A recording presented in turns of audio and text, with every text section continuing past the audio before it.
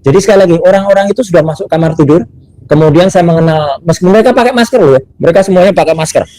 Jadi terus terang, saya kalau tidak mengenal berarti masih era COVID dong Mas Roy. Itulah. Terus terang kalau saya tidak mengenali salah satu suara itu adalah seorang yang perwira kepolisian, ya gitu, inisial R, saya mungkin sudah akan marah, mungkin saya nggak bisa membedakan lagi, terus terang ini. Saya nggak bisa membedakan lagi antara perampok dengan petugas kepolisian. Ya, Assalamualaikum warahmatullahi wabarakatuh. Waalaikumsalam. Ya, selamat malam, menjelang dini hari ini ya, teman-teman semua. Jadi benar apa yang dikatakan Mas Raffi tadi, alhamdulillah, meskipun kondisinya mungkin belum sepenuhnya fit ya gitu. Jadi kalau teman-teman jangan kaget kalau saya sudah ada tampil di salah satu podcast ya, yang sudah mulai tayang ya, di Madilog misalnya, atau kemudian di podcast yang lain besok mulai juga ada tayang.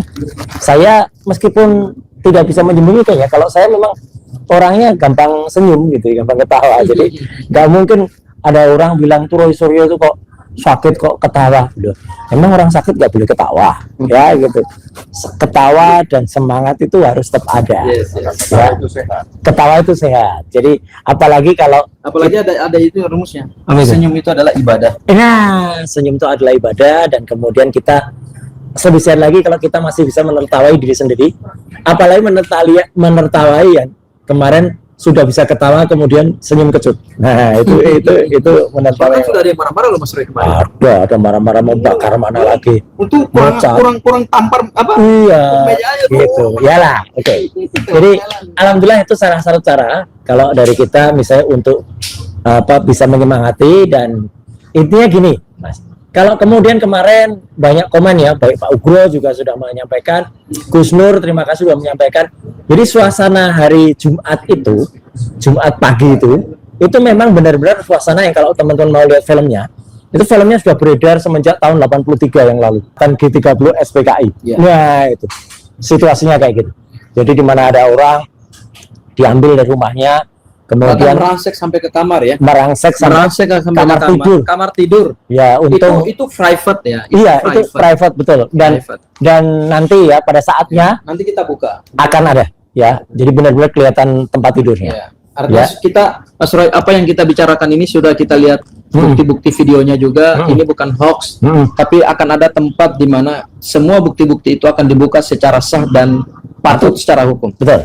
Nah, jadi singkat kata memang hari itu Jumat pagi itu saya memang baru saja malamnya baru saya pulang ya, dengan rombongan yang sama sebenarnya ya gitu, kecuali Mas Gafur waktu itu nggak ikut ya, dari Bandung. Dan kemudian itu juga penting ya, Bandung itu jangan dikait-kaitkan dengan kemudian itu ada acara untuk melakukan pemberontakan atau protes. Nggak ada sama sekali. Tokoh yang disebut-sebut itu juga nggak datang di Bandung ya gitu. Jadi jangan kemudian melemparkan hoax bahwa kita mengadakan suatu pergerakan sesuatu ya di Bandung, enggak.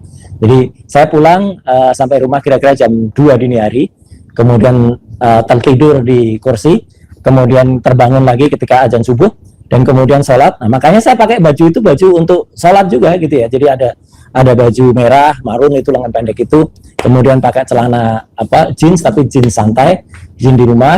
Dan tiba-tiba jam 7 pagi itu rame gitu, gudrak bel pintu berbunyi. Ternyata saya lihat di CCTV banyak orang. Saya pikir orang antar paket gitu ya Mas Refli, tapi ternyata tiba-tiba iya mau ambil paket gitu, paketnya paket berwujud manusia gitu. Saya tim pemburu, pemburu atau pengejar atau apalah gitu. Saya nggak pakai dikejar, dan saya sempat masuk ke kamar mandi sebentar ya gitu, untuk cuci muka, tapi saya kaget karena saya melihat suara istri saya teriak. Nah, ketika teriak saya kemudian lari keluar, masuk ke kamar tidur, dan ternyata di situ orang-orang itu sudah masuk kamar tidur ya. Jadi sekali lagi, orang-orang itu sudah masuk kamar tidur, kemudian saya mengenal, meskipun mereka pakai masker loh ya, mereka semuanya pakai masker. Jadi terus terang, saya kalau tidak mengenal berarti masih era COVID dong Mas Roy. Itulah. Terus terang kalau saya tidak mengenali salah satu suara itu adalah seorang yang perwira kepolisian ya gitu, inisial R, saya mungkin sudah akan marah, mungkin saya nggak bisa membedakan lagi, terus terang ini saya nggak bisa membedakan lagi antara perampok dengan petugas kepolisian, karena mereka menggunakan tutup kepala ya, hanya kemudian mereka menunjukkan identitasnya. Tapi ya siapa tahu kalau identitas itu hanya cetakan pasar pramuka gimana Ya kan bisa aja identitasnya palsu. Kayak ada seseorang termol yang pakai identitas, tapi sebenarnya gini Mas Roy, avokat palsu itu juga ada itu identitasnya. Ini menarik Mas Roy. Biar gamblang ya. Saya bertanya nih biar gamblang. Kalau penangkapan secara resmi, penangkapan itu kan perintah undang-undang. Ya, harus menggunakan sarana yang patut dan layak kan. Yang dibawa itu satu surat perintah penangkapan. Ya. Kedua surat tugas. Ya, surat perintah penangkapan, surat tugas. Dan ketiga surat izin masuk rumah orang yang kita sebut itu surat penggeledahan. Ya. Begitu mereka masuk, mereka ketuk pintu kan? Ya. Assalamualaikum. Ya. Nih yang punya rumah siapa? Ya. Izin. Kami dari aparat sekian. Ya. Sudah membawa surat perintah kepada Bapak. Ya. Ini surat perintahnya. Ya. Ini surat tugas kami. Ya. Kemudian ini identitas kami. Ya. Hari ini kami mau membawa Bapak, misalnya ini kita bicara negara hukum. Iya. Kami mau membawa Bapak ke Polda. Mohon Bapak siap-siap izin, siapkan pakaian yang semua pakai. Kemudian kalau Bapak mau minum teh, silakan dulu minum teh. Nanti kemudian setelah mau kamar kecil, mau ganti baju, monggo silakan, mau cuci muka, mau beres-beres, monggo silakan. Kemudian kalau sudah bahkan kalau di Amerika Mas Roy, ini di Amerika nih, negara yang sangat demokratis dalam penegakan hukum, itu mereka harus mengizinkan seseorang yang mau ditangkap itu silakan hubungi dulu lawyernya. Kalau lawyernya belum bisa datang hari ini, kemudian nanti kami tunggu di kantor. Baru setelah ada kesepakatan itu, secara itikat baik kedua belah pihak, kecuali ada perlawanan. Kalau ada perlawanan yang membahayakan keselamatan petugas, mereka boleh pasti melakukan upaya paksa. Misalnya melumpuhkan. Tapi kalau ada ancaman, makanya kalau tidak ada ancaman, apalagi yang bersangkutan mau dijemput itu punya itikat baik, monggo Bapak, kita sama-sama naik ke mobil, kemudian kami ke kantor. Itu yang kita bayangkan seperti itu sebagai negara demokrasi, negara hukum. Pertanyaan saya, apakah terjadi nggak seperti itu, Mas Roy? Tidak ada. Yang saya tahu mungkin mereka memang sebelum masuk itu menunjukkan diri identitas kepada pembantu saya. Tapi pembantu saya itu ketakutan dan mengatakan polisi gitu aja. Jadi saya kira mereka tidak sehalus tadi. Dan satu yang paling penting, tidak ada izin RT RW. Karena istri saya barusan mengkonfirmasi juga kemarin ya gitu. Atau koordinasi misalnya dengan RT RW? Nggak ada. Mungkin izin dari pengadilan tapi dengan RTW kan biasanya koordinasi dulu. Nggak ada. Apakah Bapak warga Bapak atas nama sekian, mohon kami didampingi untuk, karena gini Mas, ini jujur ya, harus benar itu kan alamatnya. Di kompleks saya pernah ada juga petugas kepolisian mau mendatangi seseorang, banyak sekali petugas kepolisian, orang ini tersangkut mau diburu. Tapi di daerah rumah saya itu ada ketua RT. Mereka koordinasi dengan ketua RT. Nggak ada. Dan mereka datang tuh baik-baik gitu. Nggak ada. Pintu baik-baik. Saya bisa pastikan ya, ini insya Allah ini tidak bohong dan tidak kemudian menjatuhkan institusi kepolisian. Saya bisa pastikan mereka tidak kemudian melalui RT RW. Mereka hanya mengambil atau mengajak 2 orang satpam, dan kemudian memang satpamnya dekat rumah, gardunya itu. Kemudian 2 orang satpam, dan 2 orang satpam itu tidak naik rumah loh, tidak naik ke atas rumah loh. 2 orang satpam itu cukup sopan untuk kemudian menunggu di bawah.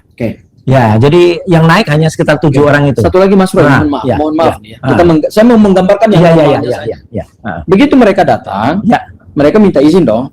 Bapak, Ibu, mohon maaf, kami hari ini tugas ini. Kan nggak boleh naik sampai ke kamar orang. Itulah kecuali memburu orang yang sedang dikejar. Itu berbeda. Atau orang itu melakukan perlawanan, kabur ke atas, dikejar. Mau ngabur gimana? Mau kamar saya di atas? Berarti mereka langsung merangsek ke atas. Saya kagetnya itu terus terang ini fakta, dan itu akan ada di CCTV.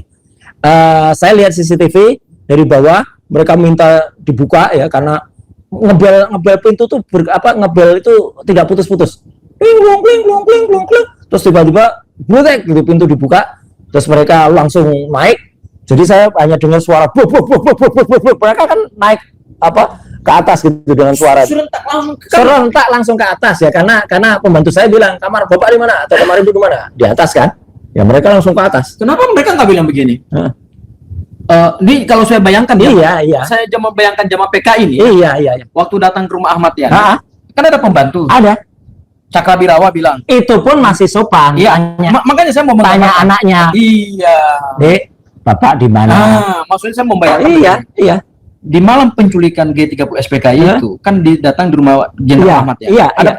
Ada pembantu kan? Ada, Pak, Bu, itu ibu-ibu itu. Bapak tidur di mana? Kemudian kan datang anak. Terus anaknya bilang Bapak lagi bobo. Panggil Ya, dia yang membangunkan anaknya. Ya, anaknya membangunkan. Iya. Aku membayangkan harusnya begitu dong. Bilang kepada pembantu, misalnya Bibi, Hah? tolong panggilkan bapak Ya, atau Bi, ibu. bapak di mana, Tapi Bi? tunggu di sini. Enggak. Itu etikanya begitu. Ya, jadi saya mungkin atau kami mungkin tidak akan terlalu menjelaskan di sini, ya, Mas Gafur, Pak Ugro dan juga Mas Refli. Tapi itu nanti akan ada ya buktinya. Jadi yang saya omongkan ini dan kami ceritakan ini bukan bohong, karena pun semuanya ada buktinya, ya, ada bukti rekamannya, baik rekaman CCTV maupun rekaman langsung saat kejadian. Intinya saya kaget sekali. Kenapa kita memiliki petugas yang seperti itu, Pak Ugro?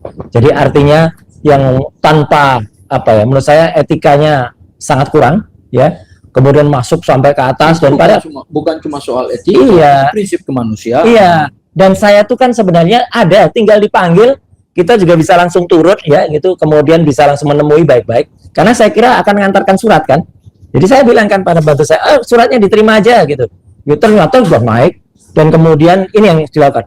Masuk kamar tidur dan alhamdulillahnya istri saya karena habis sholat juga tadinya itu masih menggunakan celana 3/4 ya, kan dia pakai rukuh gitu, tapi kemudian dia buka kan ada celana 3/4 kemudian pakai kaos ya gitu, dan saya masih menggunakan jeans, kemudian masih menggunakan baju yang tadi juga saya pakai sholat gitu, dan kemudian setelah itu kaget karena masuk kamar dan kemudian mereka memang menunjukkan surat penangkapan, tetapi langsung kami bawa bapak gitu.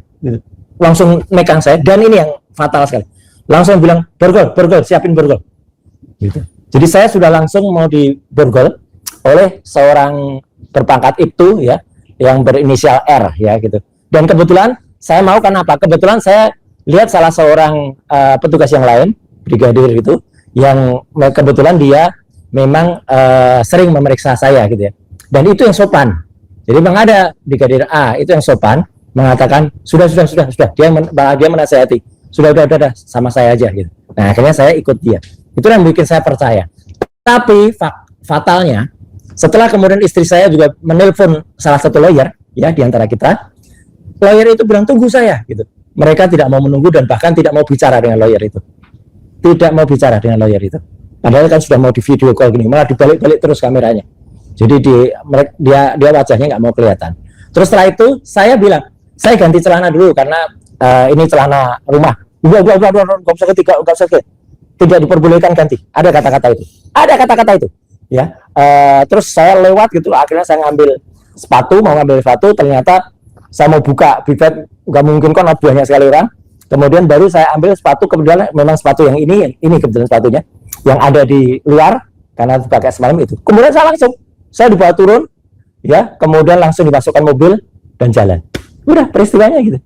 Jadi artinya benar-benar apa yang Mas Roy simpulkan dari satu proses penangkapan yang sebenarnya kalau kita bicara kemanusiaan dan bicara undang-undang ya itu nggak sesuai sih dengan prinsip hukum acara pidana kita yang baru yang sangat humanis. Ya, jangankan bicara hukum apalagi humanis. Kesimpulan saya brutal, benar-benar brutal ya. Akhirnya sampai Pak Ugro waktu itu seperti ada yang membayangkan seperti penculikan gitu. Iya, seperti Pak Ugro, kemudian Gus Nur ya sudah juga komen ya bahwa itu seperti pengkhianatan G30 SPKI film itu. Subscribe, share, like, and comment. Subscribe, share, like, and comment. Subscribe, share, like, and comment. Subscribe, share, like, and comment. Subscribe, share, like, and comment.